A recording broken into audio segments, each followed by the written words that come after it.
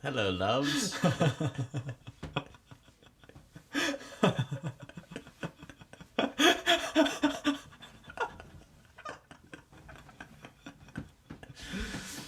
Today we're listening to some Ram Dass. And Swami Satchadananda. Nanda. Swachi-san. Sri Swami Satchadananda. Nice. Thank you. You just say it fast. I watched like a few minutes of a Ram Dass video, and it was the first video of Ram Dass that I had ever watched, and it's from this interview. And we know how much Ram Dass then became a thing for him. Exactly. So we're going to pick up some vibes. I'm just trying to hop right in. Yeah. Let us know in the comments, who is Swami? Yeah, I don't know this guy. Yeah, Satchidananda. Do you guys know him? Yeah, I'm sure you do. Are we the same? Is there a oneness in all humanity? Absolutely. Krishnamurti is a beautiful image. He says everybody thinks they're islands, and there's the ocean all around the islands. But when you start to focus on the ocean, and where your identity is the ocean, and you have an island, but that isn't who you are. You and I are the same ocean, right? But we are busy with different islands. Now, you can either think you're the island, or you think we're the ocean. And the ocean is the awareness that surrounds it all. There's an evolutionary process. Just cool that he quoted Krishnamurti. I imagine it was Jiddu. Wait, I thought he said Ramana Maharshi. Who did he just say? Are we tripping? Are we tripping? I guess it doesn't matter. They're it's both one of the cool people. Both incredible. Process of consciousness of spirit in which every human being is according to that quote, one and the same. Yeah, exactly. Doesn't matter. Why are we playing with names this whole time? Foolish boys Foolish boys, yeah. in some way returning to the one, or returning to God, or awakening, or coming back into being conscious. They get lost in the separateness, in the island, forgetting the ocean, and then through birth after birth after birth, they keep cleaning up and awakening until finally they begin to realize they're the ocean and not the island. Essentially, in the life of Christ, then, as Christ... Christ said, you're not the island, you're the ocean. He says, look, nail me up, I'll show you. It's no big deal. I'll drop it, and then I'll come back, because that isn't what it's about. And he Drop it, meaning his body. Yeah, drop it and come back. It's no big deal. See, with the whole island ocean metaphor, it's interesting how powerful your perception is, because he's like, you can either see yourself as the ocean or the island. And I think at first I had a lot of resistance to kind of like seeing myself as the ocean if I still feel like the island in a lot of ways, But then the more you see yourself and perceive yourself as the ocean, the more empowered you become in different ways. And then you start acting differently. And then it's like, maybe you still like have this island thing that you think of, or it's like the first thing that pops into your mind, Or it gets triggered. Yeah. All of these things, but you do start acting more and more like the ocean. And acting more and more like the ocean is acting with so much more freedom. Yes. Yes. I love it when things start to surprise you about what you're doing, because you're doing the daily practice of entering the ocean. And then you'll go back and do something. I can't really think of any specific examples, but you'll go back and do something, and you'll do it in such a different way. Like, you'll approach it so differently, and it's not the reason, like, that thing that you did was not the reason why you've been doing this practice, but it's like an off-put. Like, thinking about, like, the way you did it was an off-put. Exactly. Yeah. Exactly. Like your approach to death, or to pain of the body, or things like that, or emotional stress or anxiety or something like that, like a moment that usually you would react in one way or you're reacting the same, but your internal state is so different. Like you could react the same way and in one time be so anxious inside of you and another time be so settled inside of you. In like the same situation. In the same situation. Of course, like people will subconsciously feel that energy change, but you could be outwardly acting the same. Yes. Yeah. Like someone could be mad at you and you could stay silent out of anxiety or out of stillness, you know? And it's the same, like, it's the same silence. It's the same, like, demeanor. You know? Yeah, and that's where the whole idea of responsibility and like responsibility over only yourself comes in big time. Because it's like you're the only one who can know what your internal state is, you know, and that's what you need to be working on. It's been so grounding recently to like come back to that. Yeah, I feel like you and I have been collectively coming back to that very specifically more recently. Yeah. Well, we're I'm in 30 seconds. Okay. In, so let's minute go. 30 seconds. Read everybody, but nobody would listen. He said, you know, that you aren't this. The kingdom of heaven is within you. Go in and find out who you really are. How have you come to deal with some of the things? I mean, for all of the wisdom or whatever we want to call it, you've acquired on this journey to achieve a sense of who you are and a great inner truth. How do you deal with things like being late? Being late? Being late. You know, Ram Dass is expected at the auditorium at 8 o'clock, and he's caught in a traffic jam, and he's going to be at least 45 minutes late. He's stuck in traffic. In a situation like that, where many of us would rip the steering wheel off our car, what do you do? Enjoy the cosmic humor. Enjoy the predicament. Of the predicament. That was the little bit of the video that I saw the first time I watched Ram Dass. And you know what's incredible? Like I love his eyes. Yes, are just the way he's magical. Like it makes me have an emotional response to just look at him with his calm, loving eyes. Like that is just the vibe I get. But my thoughts, I remember them. My thoughts then were, when they were talking about traffic, my first thoughts were, Ram Dass must not be. I mean, someone like that must have found out that it's better to not be in a city much. Not put yourself in situations ever where you're in traffic. Whoa. Those were the exact thoughts I had. And I was like, oh, well, yeah, that's cool that he can giggle at the cosmic humor, but like, he's definitely off, you know, in India or wherever, or in the countryside, living very simply, you know, probably doesn't drive a car very often. For some background for people, like Mitch over the last years has been a very past Mitch, not Mitchane. Has been like so in on the idea of humanity as a whole needs to really start living more simply for the environment, for our own sake, for XYZ, and that is the right way to do things. Yeah. You know? Yeah.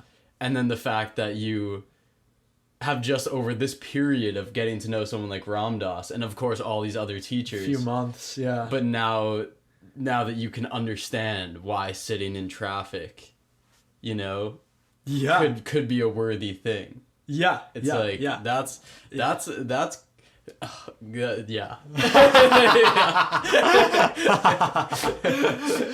and just for context as well, Ram Dass chose very purposefully to put himself in humanity, in the cities. He went through the same process. He talks about it. He said for a while, he just said a bunch of things brought him down, which is where I was coming from back then.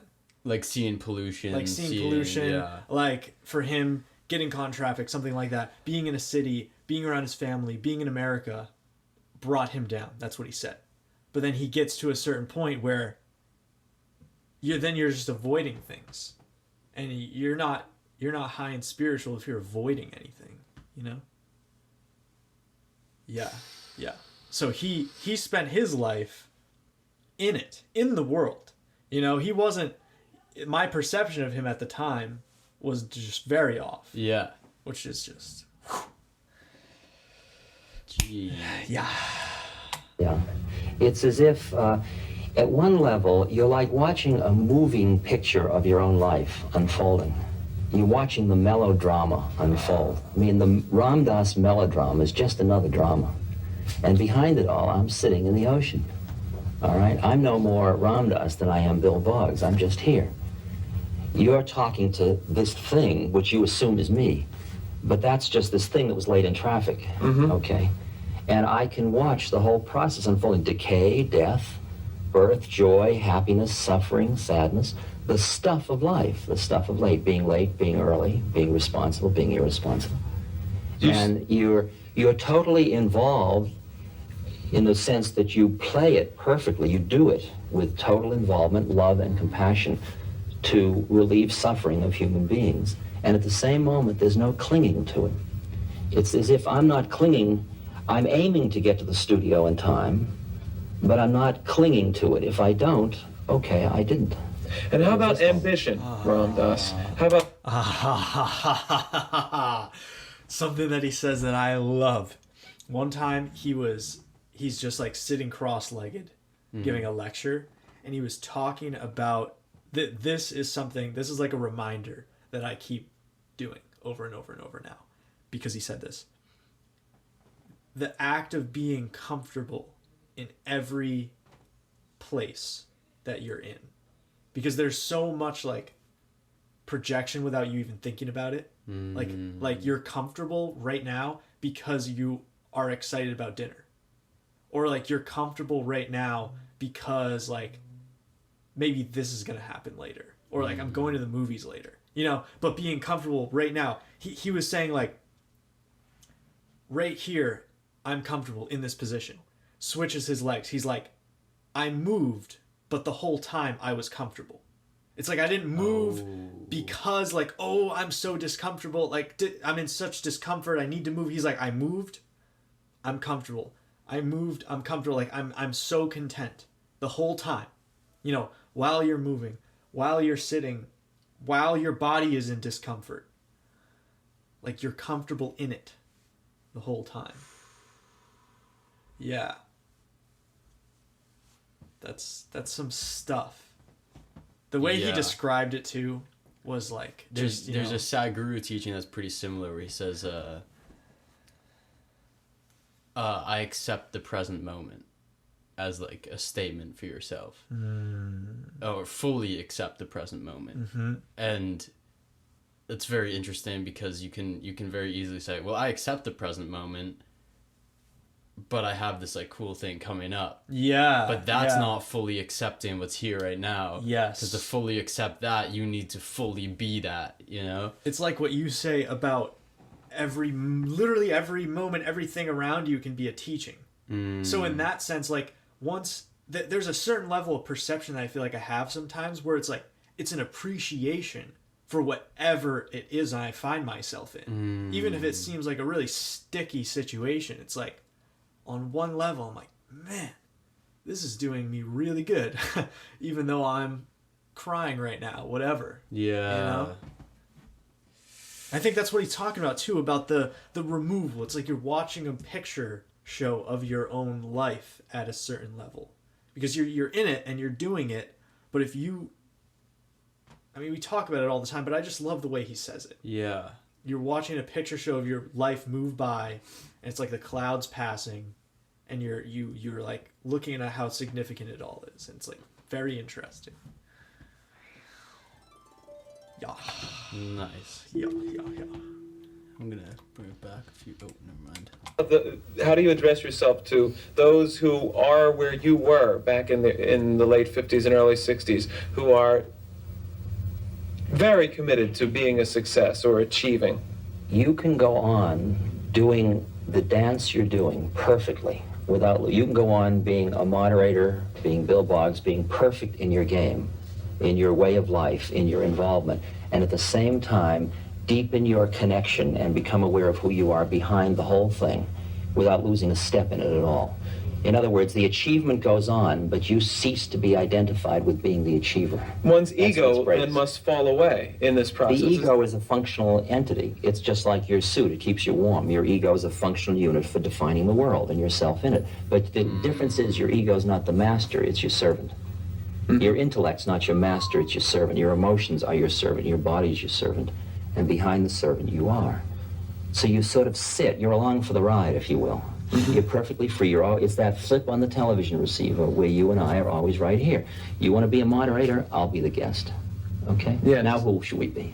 Yes. All right? We'll play whatever parts we have to play. Whatever parts you want. That's the Dharma. We play whatever we need to play to bring ourselves and everything else to liberation. That last line. We'll play whatever we need to bring everything to liberation.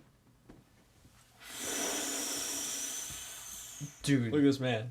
The last few days have been like the words liberation and freedom have been all over in my experience. Yeah. But like, some crazy, like liberation. It kind of goes back to that idea of acceptance of the present, because what I've been realizing is the moments when I feel most free is when I do not have a strong expectation of what is to happen. Because right when you create that expectation, you've boxed your freedom. Yes. You have this narrow focus. Exactly. And then that the real beauty of life is being a servant to, I guess here's something. If you like sit still, the entire universe continues moving. Like absolutely everything still happens. Yeah. And then you just get to be like a little part that moves or pauses and moves and pauses. and how brilliant is it that you don't need to do anything. Everything is being done. And it's just this like process that's continuing. And the like most amazing thing you can do is be there, and then when something's there that you can be of service to, the whole thing moves, you find yourself there, you're like, how can I be of service? Do your thing, you sit back down, and things keep moving. It's so easy, isn't it? But it's not. It's not. But it is. But it is. Oh man, did that reach your ears? This dude's just been petting the snake. Just like tells profound thing. Goes back to petting snake. Chops wood, carries water. Oh my gosh. I like had stuff to say, but it was just like gone in a great way. I'm glad. Yeah, so good. Of our spiritual. Oh, hey, so we got a new character. Yeah, this guy just appeared. Did he materialize? I'm pretty cool with miracles at this point. What if that's what every video cut is? Like imagine someone watching a movie who had never seen a movie before, so they just thought it was real life, and then they saw like cuts happen, and they were like, how could this be? But I'm seeing it. Such a weird thought. What does that have to relate to anything we're doing right now? Well, this guy just appeared. I was like, huzzah. Oh my god. That is a funny thought though. It's like dark, bang, hello. It's two of us now. Okay. Just when the video like fades to black and comes back, the person's like, "That was a really quick night, wasn't it?" Dude, you're weird, man. I'm not with you on this at all. I don't mind. Fulfillment, there is not Very one true good. way. There is no need for Ultimately, there is only one goal. The goal is Behind all these pursuits, everybody wants to be happy. Whatever they do doesn't matter. why do you feel in the history of man there have been so many wars over religion, where people have fought and killed each other over religious beliefs? Good questions. The egoism got into the religion also, in the label. They said, my label is the best. Nothing, They- excuse me. There's nothing, they have not gone to the very depth of the religion.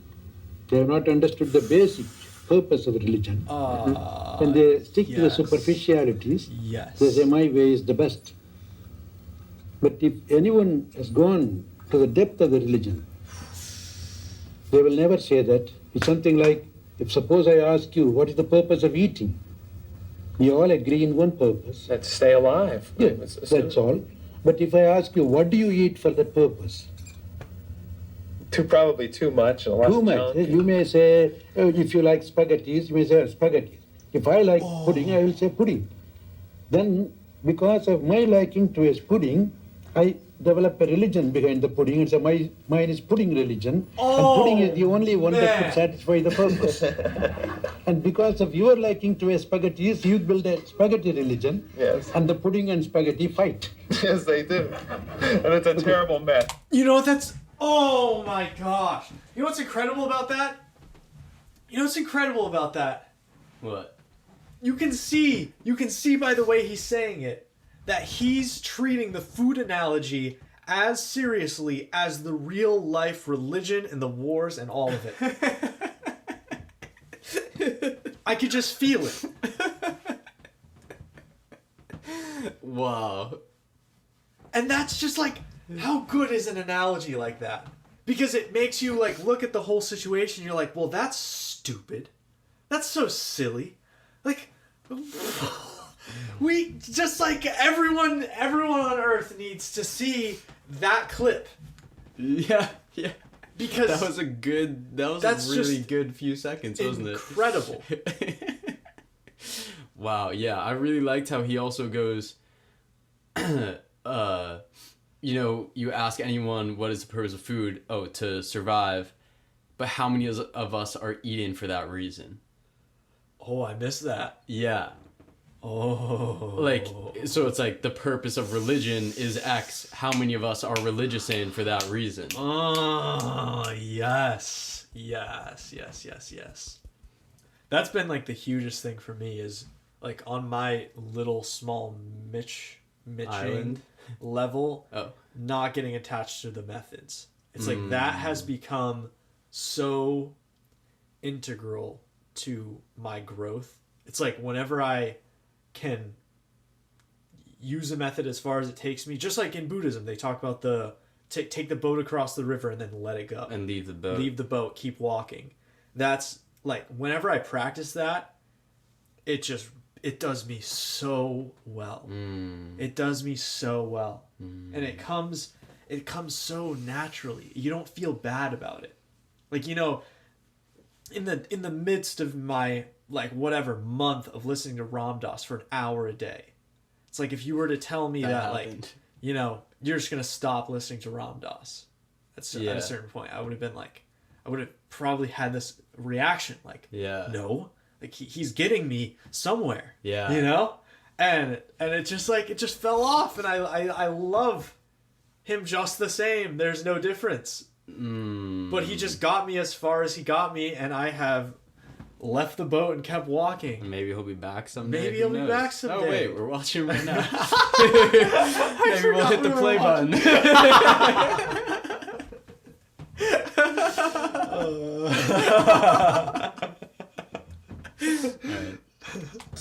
None of us has really understood the purpose. And the purpose is? Purpose is to be happy. That's right. That is the religion. If at all, what is the meaning of religion? to go back, to bind back what you have lost probably. We were happy once.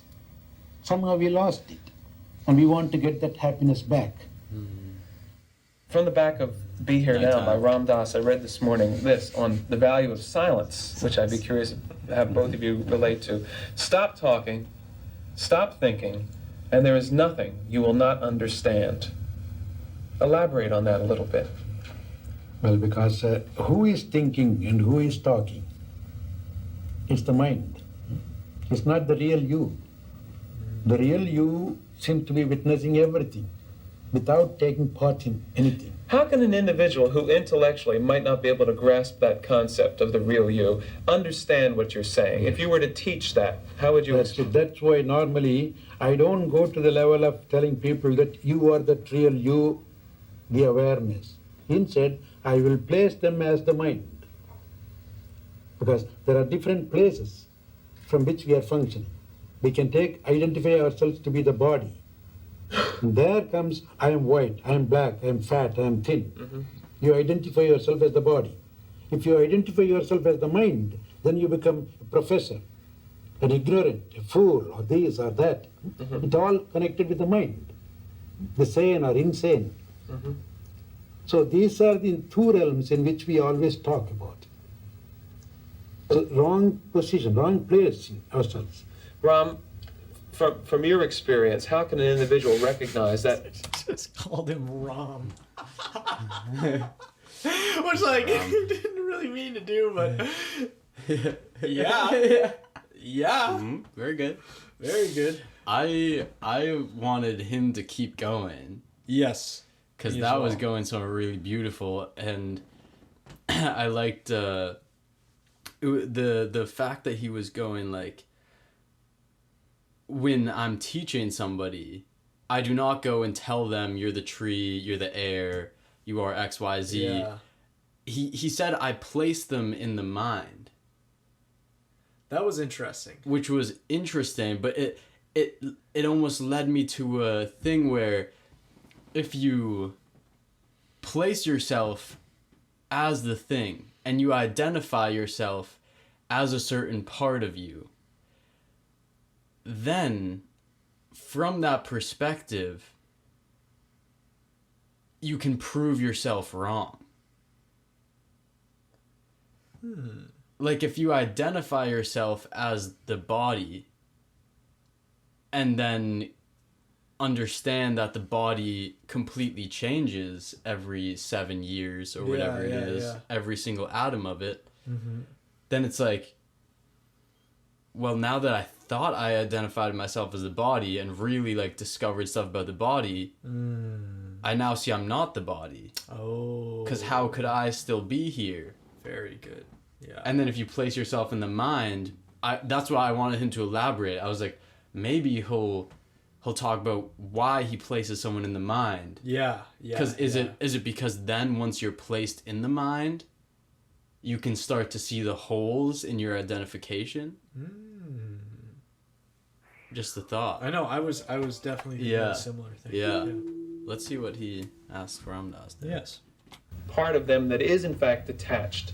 I would say that if you just sat down quietly and started to follow your breath, and every time you have a thought, even the thought, I'm following my breath, or I wonder what's going to happen, you let the thought go by, just as if you were watching leaves go down a stream.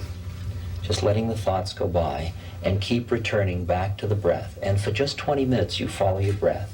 That's all. You will know more than all the discussion we can have about how your own mind keeps creating stuff and the quiet space right behind your own mind. Right? Just experience it for yourself. It's as simple as that. That's what I would say. The mind is like a prankster who constantly is The mind keeps grabbing. It says, think of me, I'm real, think of me. Yeah.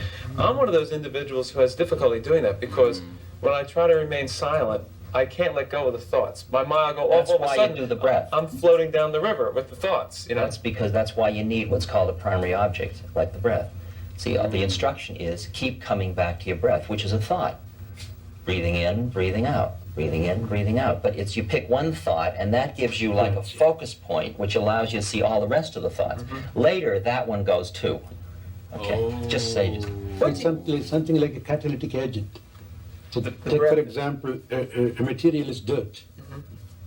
And how do you get rid of the dirt? You buy a piece of dirt from the shop, which you call soap. That's right. You apply that dirt with this dirt and let them chum up in water. And at the right time, you just take the material out, the old dirt and the new dirt both remain in water. So all these practices are like this. Give us more videos with this guy. Can we run that back? I need to hear that again. We can run that back. Okay. Yeah. Okay. Brace yourself. That one goes too. Okay. Just also that point about like that one goes too, because I think that's when I came to recently is like a mantra meditation or like a breath meditation. Krishnamurti Jiddu said, I was listening to a podcast of his, or a podcast that put an audio piece of him about how to meditate. And like one of the things he was saying is that so much of the time when we're trying to meditate, we, have this stream of thoughts and then we say like, oh, return to this. But the saying return to this is a thought itself. So you're battling thoughts with a thought.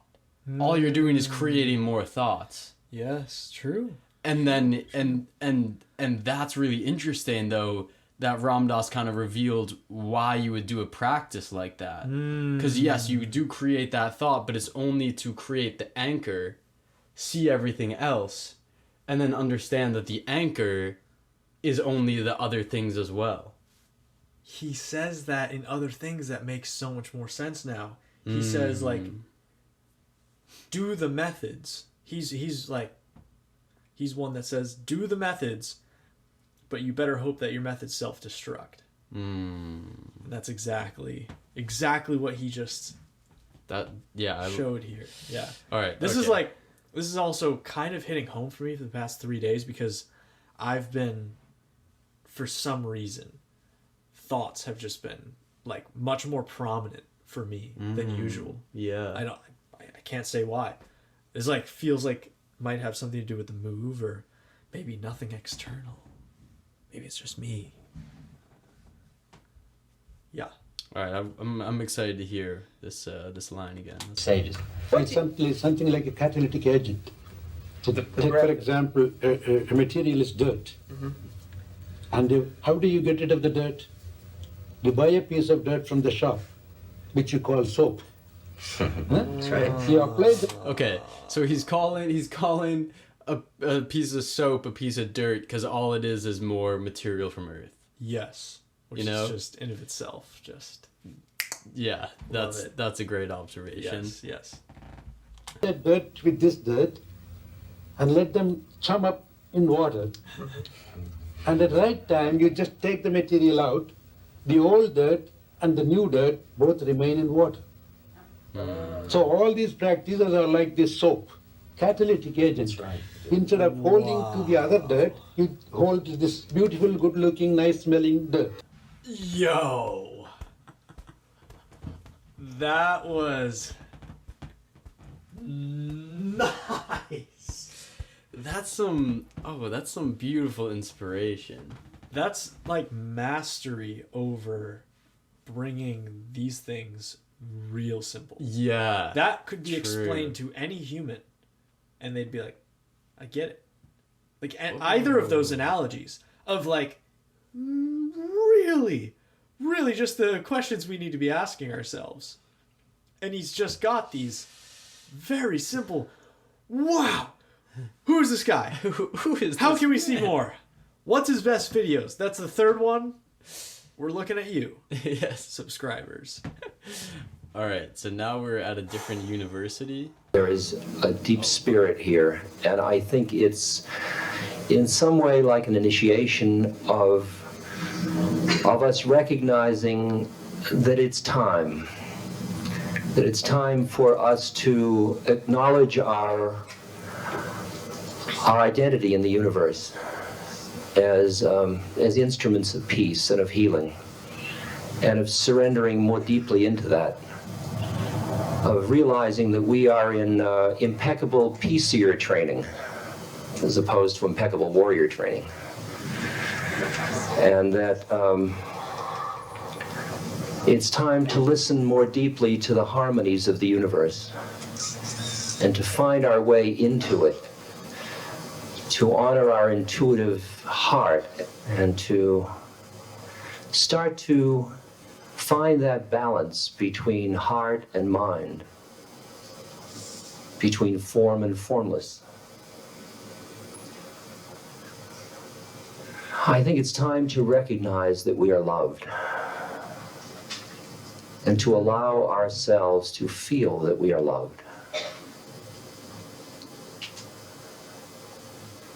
And to accept the power that that gives us to become instruments of that which is good in the universe.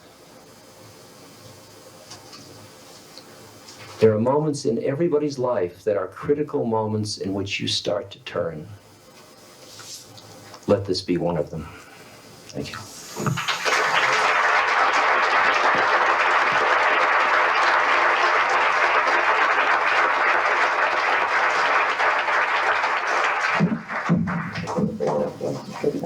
Let's go! Let's go! That was, you know what that just was? That was like on like a really good rap song. When like the hook comes back in and you know the feature is about to come on, and the mic just gets passed to your other favorite rapper. Let's go! We barely even know this guy. He's already that feature we're looking for. It's like 4 minutes in and watching him talk. We just saw the face, and you could see both our faces light up like, it's him! Yeah, he's back. Wow, okay.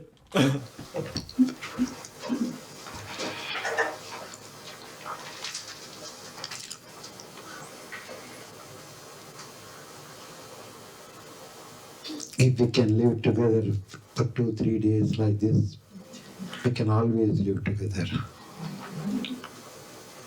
This itself is an example. And we all look for happiness. Every individual. Nobody wants to be unhappy. But all the great thinkers, sages and saints have said that there is no happiness without finding peace in your heart. Then the question arose, where can I find peace? The answer is, the moment you become totally selfless, totally dedicated, there is no end for your peace. I'm just quoting the Bhagavad Gita. It says, Ashantasya kutra sukham. Where is happiness for the peaceless person? And then, how to get peace? The answer is, Tyagat Shantiranantaram. When your life is dedicated and you are free from selfishness and you break your little individuality and feel that you are part of the whole and you are here to serve others and to bring happiness to others, then you have found happiness.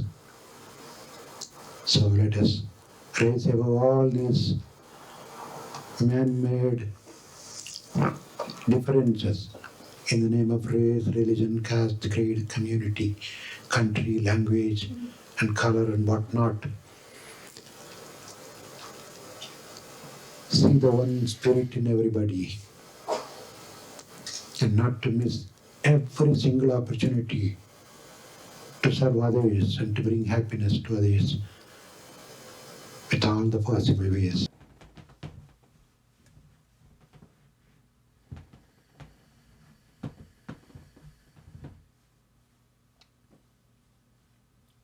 Did that reach your ears?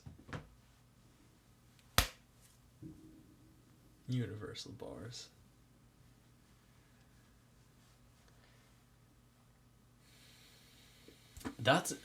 That is, if you had showed me that speech a year ago, 3 years ago, 7 years ago, whenever, I would have been like, you just said all of the cheesiest things you could have possibly said. I felt the same, yeah. You just said, let's be peaceful, let's be happy, yeah, let's become yeah. one. And isn't it crazy how now you hear his words and he says, I'm quoting the Bhagavad Gita. Bhagavad Gita. I gotta work on my pronunciation of that, I'm sure. But just by quoting something like that, the immensity of inquiry that has gone into that text. And then seeing someone speak that in front of a crowd, having themselves dove so deep into that inquiry that they became the teaching. You know, it's like, I would have never perceived that before. Yes. But now, because of you guys, because of this guy, because of the whole universe moving. Because of none of it. Because of none of it. A speech like that I would have thought stupid. Yeah. Is now like, show it to all the people. What else is there to say? You know? Like, what more complex, intricate thing are you looking for? Because that's the same thing for me. It's the same thing. If I were to hear that a while back, I would have had the same reaction. Because whatever, I was into poetry. I was looking for him to get deep. Yeah, give me some cool wordplay or something. Yeah. Oh man.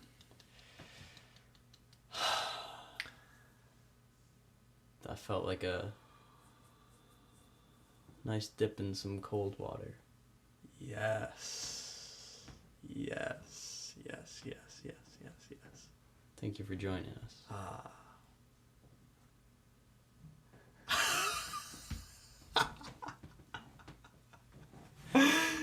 All right, family. Much love. Much love. And until next time.